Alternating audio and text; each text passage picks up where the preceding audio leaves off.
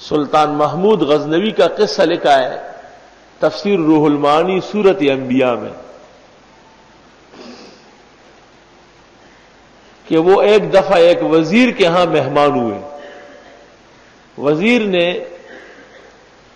بہترین کمرہ سجا کے اس میں بادشاہ کے لیے شاہی بچھونا ڈالا. رات کو جب بادشاہ سویا آنکھ کھل گئی تو دیکھا اوپر طاق میں قرآن شریف رکھا ہوا ہے جدھر پیر ہے. تو بادشاہ نے جلدی پیر سکیڑ لی اور کہا کہ اوہو، اس وقت تک لوگ ایسا نہیں کرتے تھے کہ قرآن کی طرف پیر ہو جائے، اب تو عجیب عجیب بے ادب پیدا ہو گئے. پھر خیال ہوا کہ وزیر کو بلاؤں کہ بھئی قرآن شریف کہیں اور رکھو.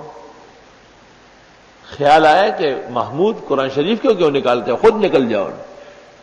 پلنگ کھینچ کے باہر برانڈے میں چلا گیا، سو گیا. کہتے اسی رات کو خواب میں بخشش کا اعلان ہوا ہے کہ آپ نے قرآن کا ادب و احترام کیا ہے. تو ہمارا درس علم کا بعد میں اور ادب کا پہلے ہوگا.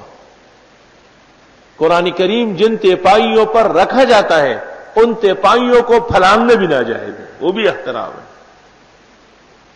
بس طالب علم عجلت میں ایسے پاؤں اٹھا لیتے ہیں، یہ صحیح نہیں ہے.